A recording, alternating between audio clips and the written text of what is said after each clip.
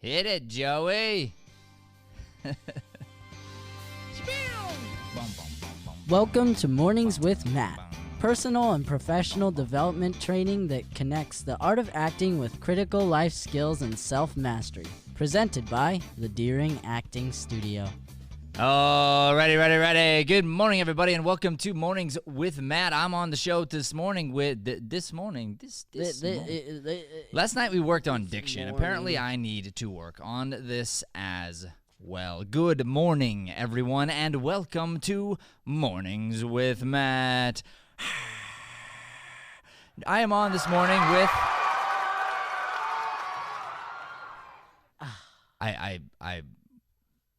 The applause had already come. There was so much cheers, but of course it came from me. Yeah. I'm on this morning with Mr. Joey Sweeney. What's up, Joe, man? What up? So we talked about this yesterday, the idea of sensitivity, and we are going to dive in a little bit today to sensitivity. So for all of you who are afraid of being sensitive, afraid of your emotions, before you turn the channel and run the other way, understand that as a human being, your entire existence really revolves around your emotions, because how you feel dictates what you do. It dictates what you think, and it eventually dictates who you become. So understanding the power of your emotions is an unbelievably huge, tremendously big huge thing. So, and we want to dive into that today. Speaking of running away, I'm gonna go grab our Did it beep? espressos. Yeah, it did beep. So I'm gonna go grab our espressos. Hold on. So let me just, I'm going to razz you a little bit, Joe. All right, sounds good. So Joey was in here setting up for the show. Thank you, by the way. You know what? You're welcome. And I want to tell you, though, I'd like you to add something to your routine, if you would. No matter how under the gun you are. Sure. Just enter the studio, enter the theater from the kitchen. Just choose that door. 99% of the time I do that. And just push the button. Yeah. That way we it takes know. so long. It's for that espresso machine is like the bane. And we would have a new one on the way, but Shay loves us too much. She loves us so she's an much. amazing human being and is always protecting our finances. So, all right, you're gonna brew while I I'm gonna brew while you read. While I sift through this subject here. Not all of it. I'll be back for the talk back. You know, all right. Same old. Yeah, as soon as you can. Come on back. All right, so we're going to start with a little quote from the Bible here. This is Proverbs 3:5-6. It says, "Trust in the Lord with all your heart, and do not lean on your own understanding. In all your ways acknowledge him, and he will make your paths straight." Again, that is Proverbs 3:5-6. And so the idea here is, when it comes to sensitivity, is we want to not be afraid of our emotions, not be afraid of feeling, but instead to acknowledge those feelings, acknowledge that we have emotions, that we are emotional beings, to bring them to the surface as quickly as possible, and then to try to understand if the way we're feeling is accurate or is exactly how we would like to choose to experience a certain thing. So I'm going to dive into some of my own experience here, and we'll begin there since Joey's in the other room brewing some espresso. When I was growing up, I lived in a family and a household where it wasn't like it was discouraged, but it was definitely not modeled for me for a man to cry, to show his emotions. I didn't see my grandfathers crying ever. I didn't see my father crying ever. In fact, for the most part, they masked most of their emotions. Not only the emotion of sadness, but every emotion was sort of masked. And it was it was sort of this idea of, if I didn't show my emotions, that made me strong. Like, that gave me this this perception of, oh, I'm a strong man if I don't show my emotions. So it took me a minute to overcome that. Thank you, Joey. And so You're the way that You're welcome. I was able to do this, I was in New York and I was training to be an actor, and I just watched these other actors who were able to get in touch with their feelings, and I had this realization that it wasn't a weakness, that it was a strength. And I saw these human beings just putting their hearts on the line, and I'm going, like, I envy them. And not in a way that I envy them negatively, but I was like, I would love to have some of that, whatever that is that they've got going on, where they're able to emote in that way so easily. And so so I made the choice to work on it. And I didn't know how exactly, but I just decided the next time that I was going to feel what I considered to be an uncomfortable feeling, rather than fight it, I was gonna mentally say yes to the emotion. I was gonna say, cool, let's go for it. Let me push the on button instead of push the off button. I'm gonna say, yeah, okay, I'll allow you to feel this feeling. So I'm sitting in my apartment in New York, and I'm watching this movie, Rudy. Have you ever seen Rudy? Rudy. Have you seen it? I think once when I was Dude, like, you gotta yeah. see it again, bro. Like, Yeah. such a good movie. Iconic. I mean, It's iconic for sure. Yeah. And so the lead character has this off and on relationship with his dad, and what's interesting is it's about following your dreams and about the people around you really not believing in what you're doing, but Yeah. you pursuing it anyway. And in this way, this kid's going to Notre Dame, which is like a major college, and he's a tiny guy, Joey. He's like he's like your size, Cool. but he's got the heart of a lion. And Yeah. so he's like your size, but he's working out and he's pushing his body to the limits, and he just wants to play football. Like, that's all he wants to do, football. Football. And so he gets onto the team, onto the practice squad.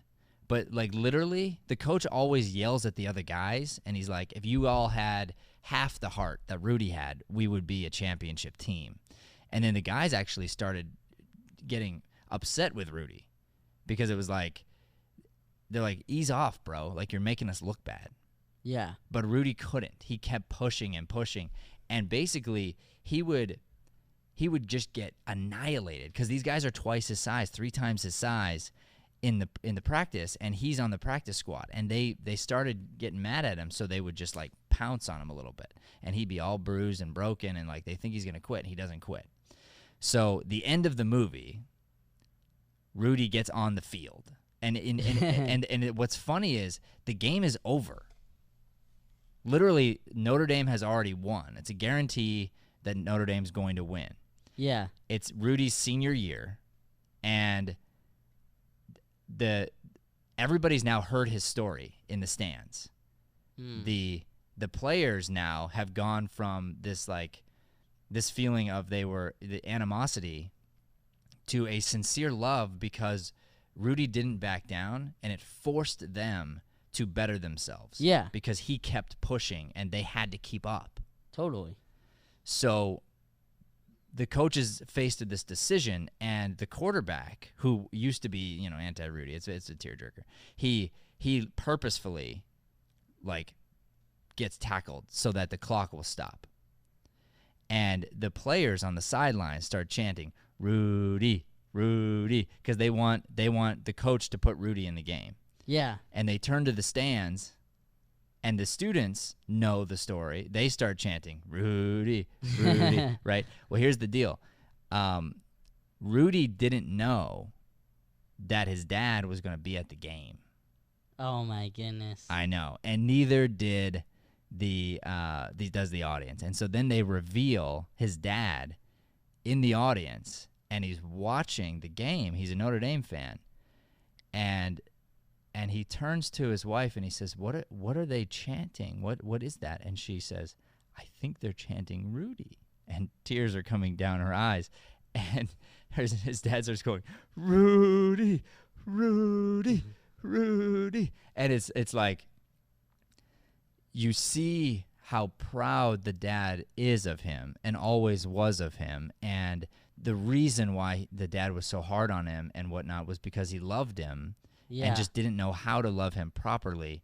And all that comes out in this actor's eyes. Like the actor, the dad actor just kills it. And of course, like Rudy runs onto the field and they hand him the ball and he has to get 1 yard and then he makes the record book. Because if you don't do anything to make the stats, then you were never on the team. Yeah. And so that's all they care about now. They don't care about, like, they've already won the game. Nothing matters other than in this last 7 seconds, he needs to do something that will change the game. That'll get him a yard. Yeah, or actually, I'm sorry. It turns out the quarterback threw it away or something like that so that they ended up on defense because he was on defense, I think. But anyway, he gets a tackle. So something happens where he makes the stats. Yeah.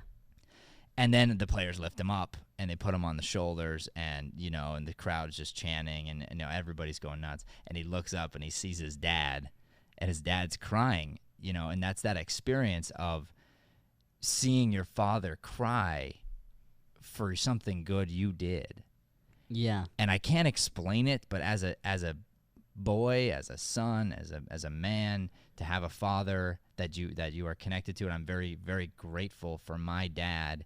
I love him very much, and I have that connection with him. I'm sitting there in my apartment in New York, and the tears are just bubbling, And for the first time, I go, "Say yes, Matt. Just say yes. It's okay." And I'm by myself, and I just allowed myself to wail, and I just cried, like ugly cry with the snot coming down and the whole bit, and I just let it all out. And for the first time, I told my body, say yes to the instinct that is there. It's there for a reason. You don't have to hide it. It's not a weakness. It is a strength. That's cool. That's really, really cool. I love that story. Thank you. So I did that, and then from that day on, been trying to find any chance that I could, whenever that particular feeling, because I was afraid of it, whenever that came up, I would say yes to it. I would say yes to it. I would say yes to it. So now it's funny. I could be watching a movie and cry pretty easily. Little things made me cry. I told you the other day the Dr. Dre song made me cry because it reminded me of you. It's so funny. Yeah. So but even that, like, I allowed myself to cry in that moment because I was just thinking about yours and my relationship, and it was like it made me cry. So I'm like, I'm gonna lean into it. So what does this all mean? Well, by allowing myself to feel it, by going into it, what's cool about it is I'm no longer afraid of it. Yeah, totally. And I know what I used to do, and I think what a lot of people do is they hold on to it. They don't let it out. They don't admit that it's there. And then it piles up and piles up and piles up and piles up. And eventually it does come out, and it sometimes can even come out in a different emotion. So you might come out in aggression, or you might come out in anger or something, and you're not really angry, but that because you haven't expressed yourself in a different way, you have all this pent-up energy that has to get out in some way, and then it does, and it comes out in a way you didn't want it to. Yeah.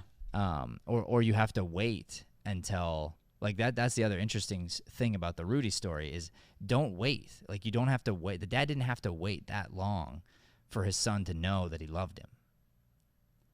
He could have told him earlier, like, that's okay. Yeah. So to allow that process to happen for yourself is a really positive thing. You know what? I saw this last night with an actress that we both know very well, your mother. She's my scene partner.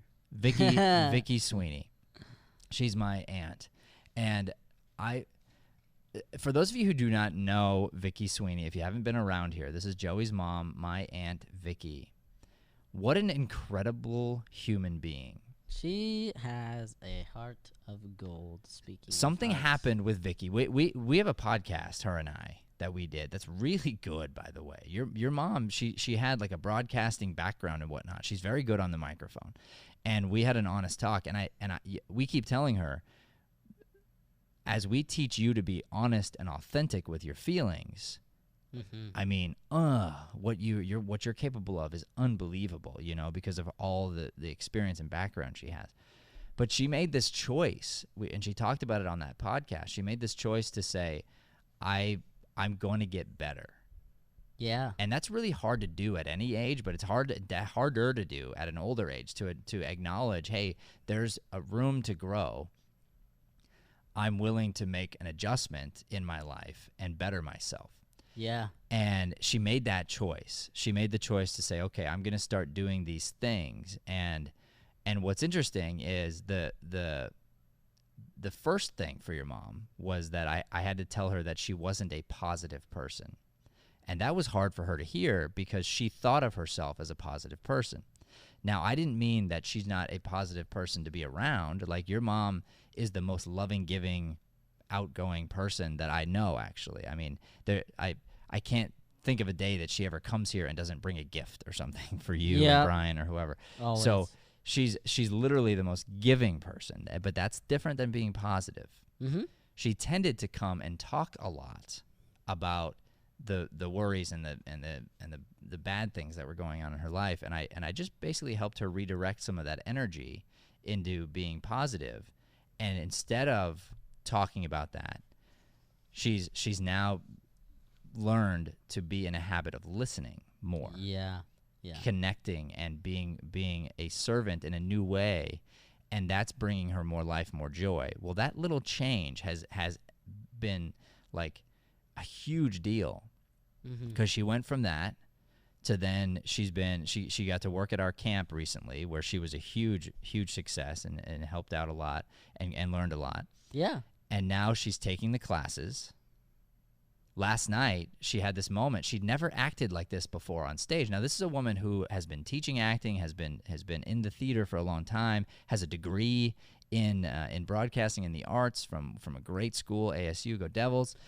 Go Devils, go! And like many actors before her, she comes on the stage and she goes, I've never acted like that before. And I go, I know, I get it. Like, I hadn't either till I experienced it in Larry Moss's class. I'd never done it either. Yeah. And so I tried to explain to her, like, this is good. But what happened last night, Joe, is and you were there, obviously, you were in the wings, so you missed part of it. But if you get a chance, everybody, go check out last night's script class. It's really cool. She's doing this thing, and she's kind of like, well, like kind of not, just sort of acting, you know? Yeah. And I just settled her down, and I said, just sit down, just look at the table, just stare. And I just said maybe 3 or 4 lines to her about being a mother. And your mom is so in tune with being a mother and with loving you and Brian and even in her own insecurities about being a mother. Yeah. You know, which we all have, by the way. Like, totally. It's not her. It's like we all have our own insecurities about, are we good enough and did we do enough and blah, blah, blah. Well, so I just like 3 or 4 lines, and she's sitting there still and weeping and waiting and waiting for the door to knock.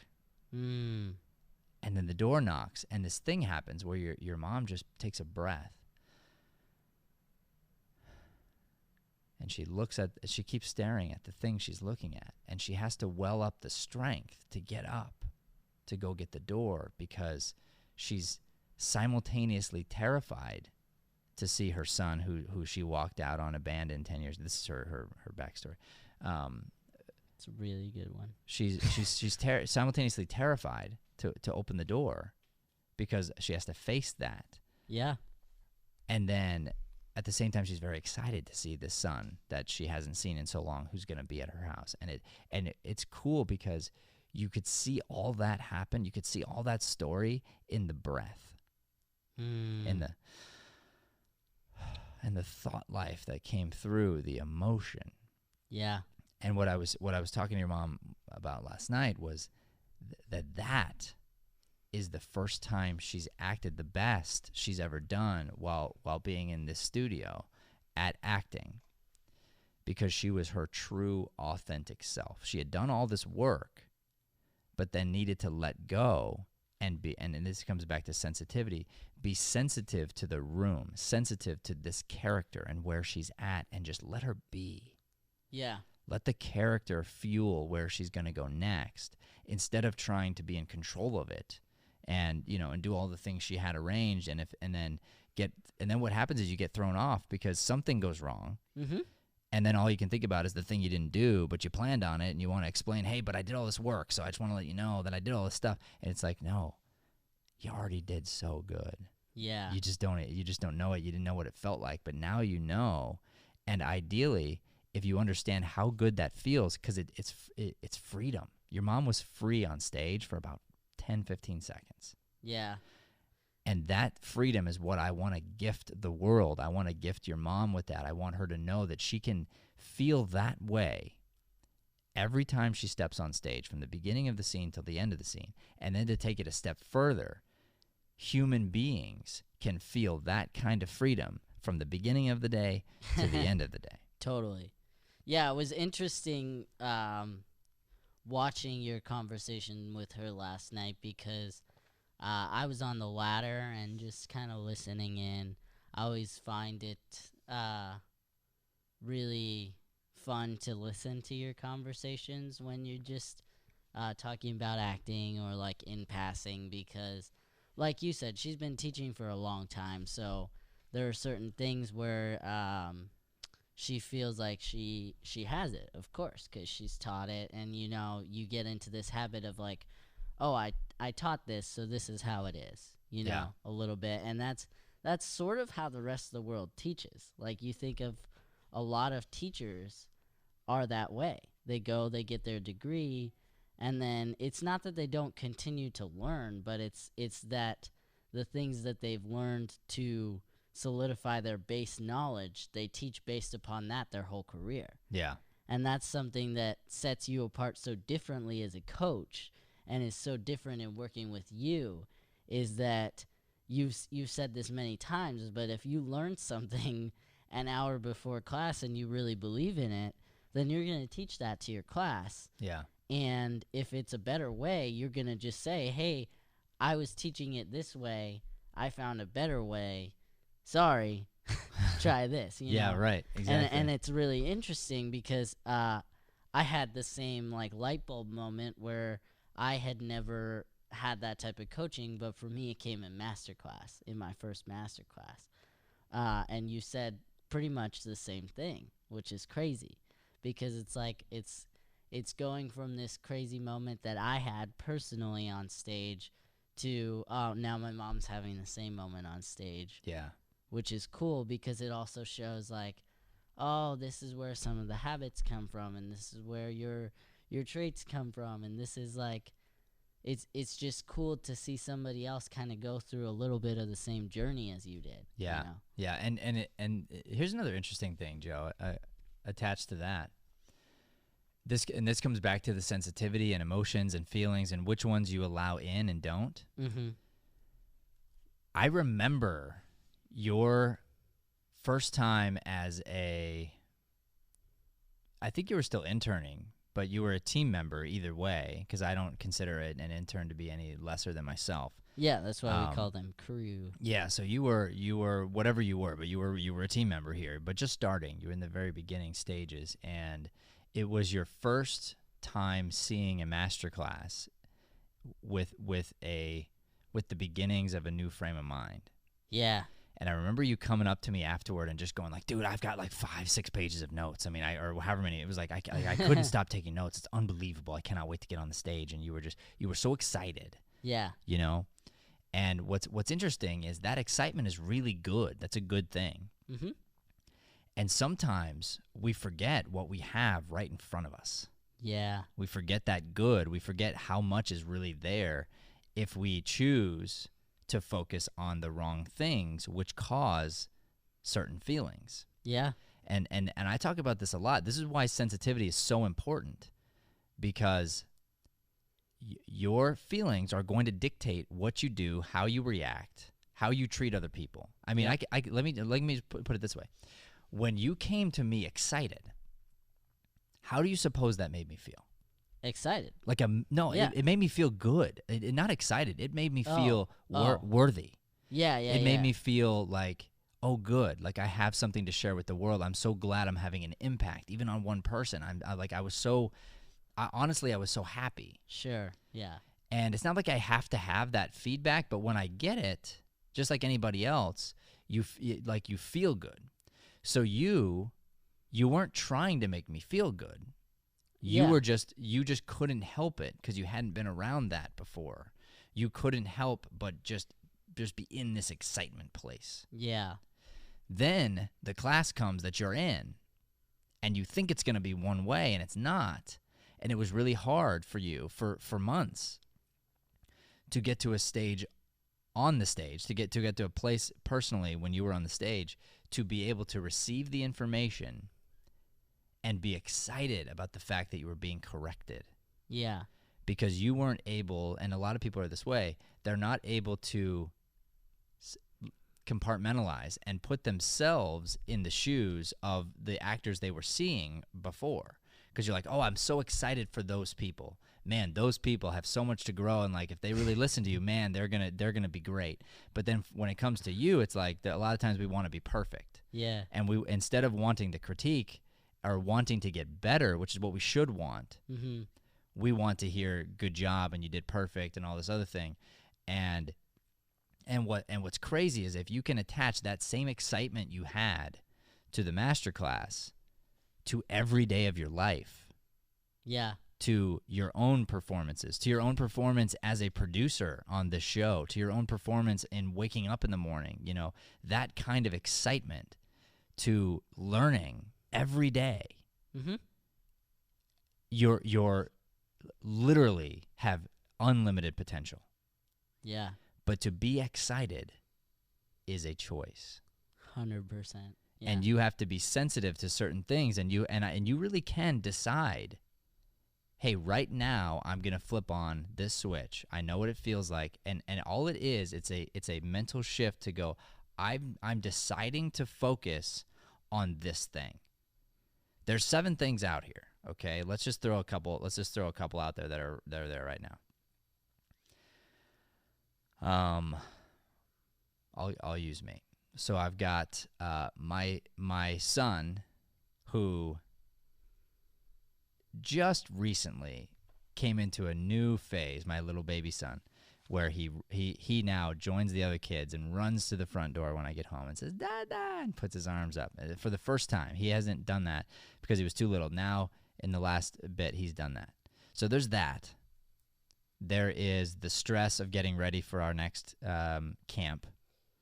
There is the idea that I need to write a script. There's the idea that I haven't finished my book yet, that I thought was going to be done 6 months ago. There's the idea that the coronavirus is spiking again. There's the idea that we're going to continue to make shifts as a studio. There's the idea that I've got to figure out the loan for, whatever, and attach to whatever to make sure that everything works.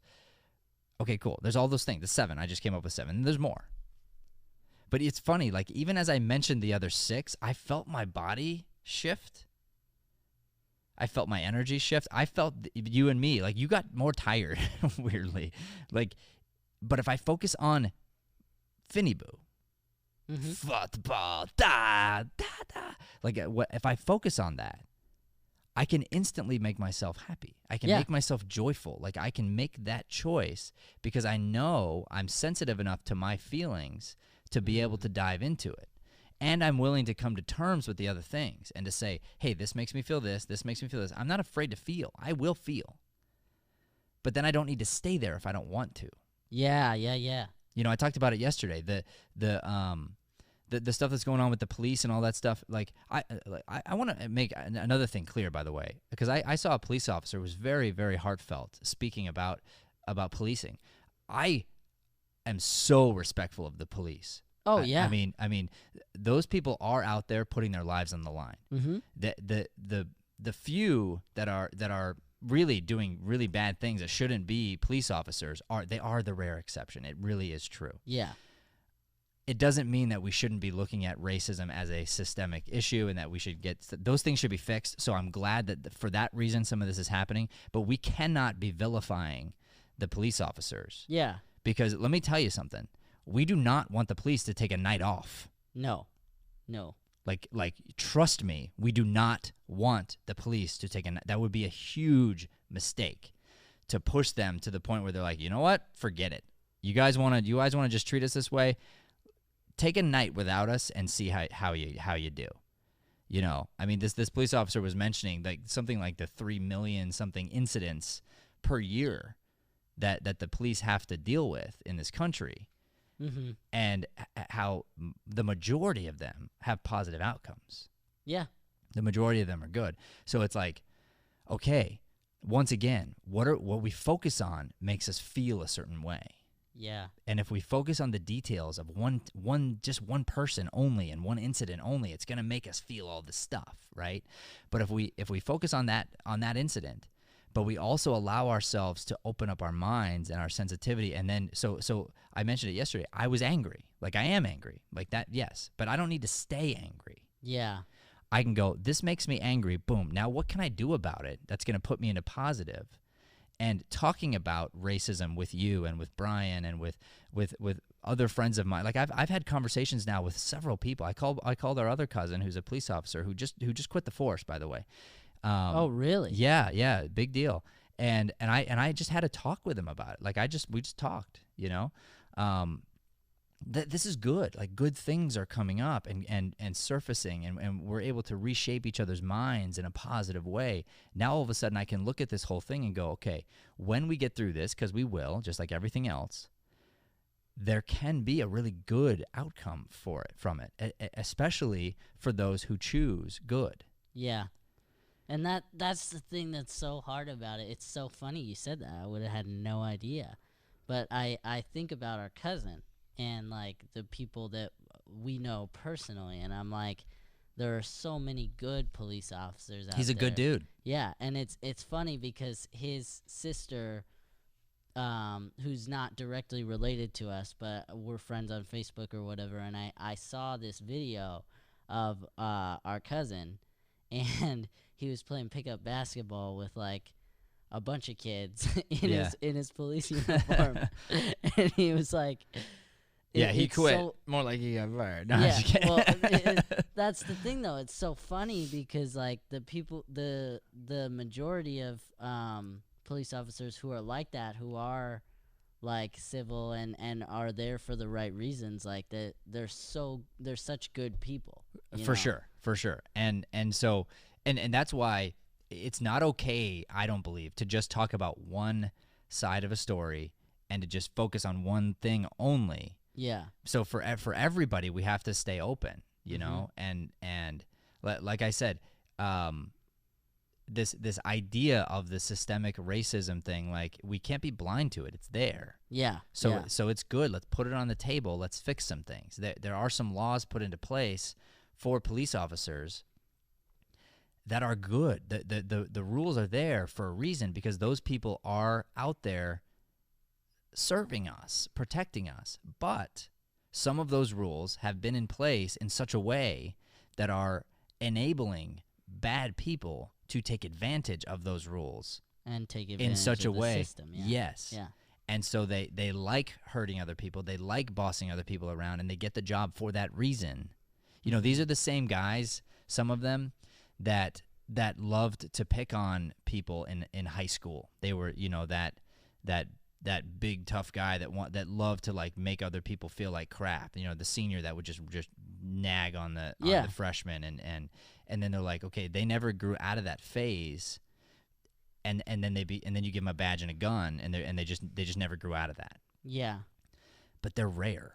Mm-hmm. So we really want to do our best to try to weed them out the best we can, and to put systems in place that can make sure that this thing is not happening, and that we start to have, like, an honest conversation about racism. That's all great. Yeah. But let's not piss off the cops, you know, because I'm telling you, we don't want them to take a night off. Like, we need them protecting the streets, because there are other really bad people that are not police officers, who the police officers protect us from each and every day. For sure. We have another student, Ashley Price.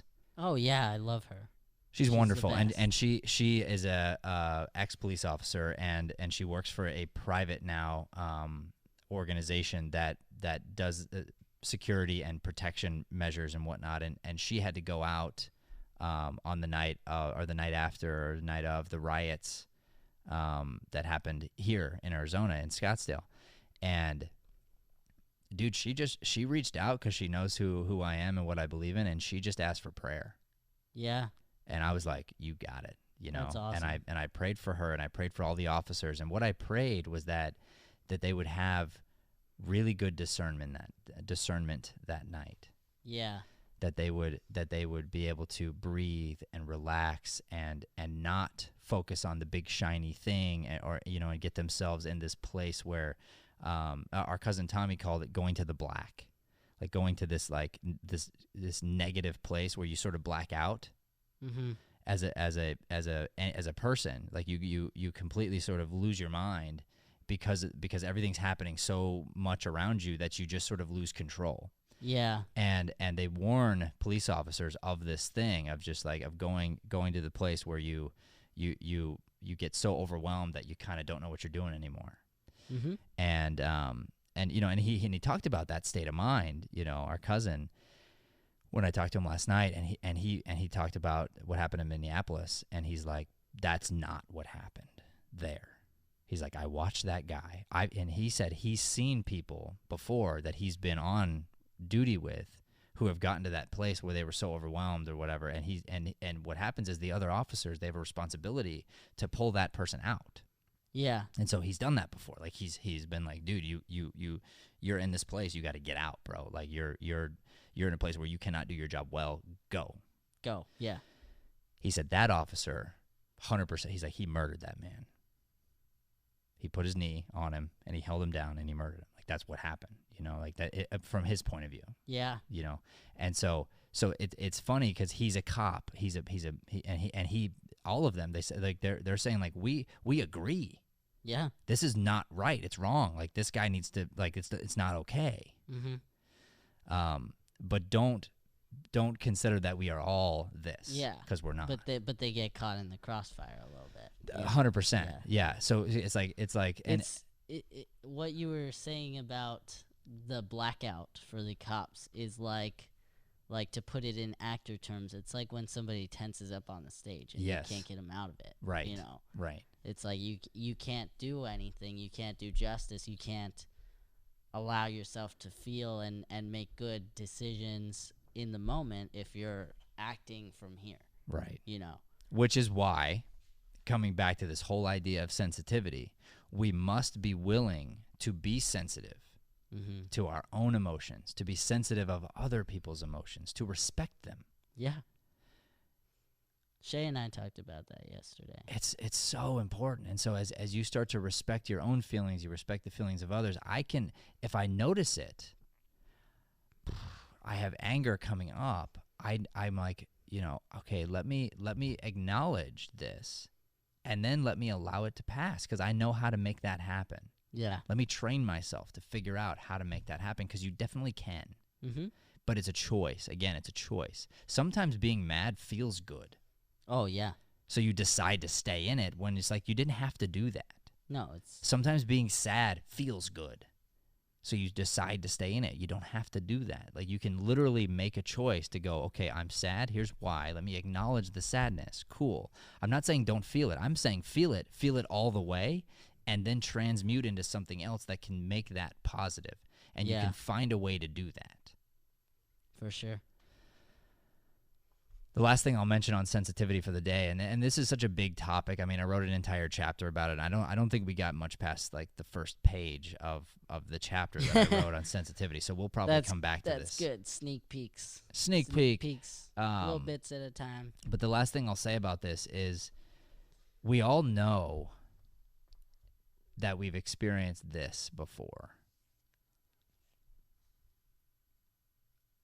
I walk in the room and I say, hey, Joey, what's going on? And you say, hey, Matt. And I go, what's wrong, bud?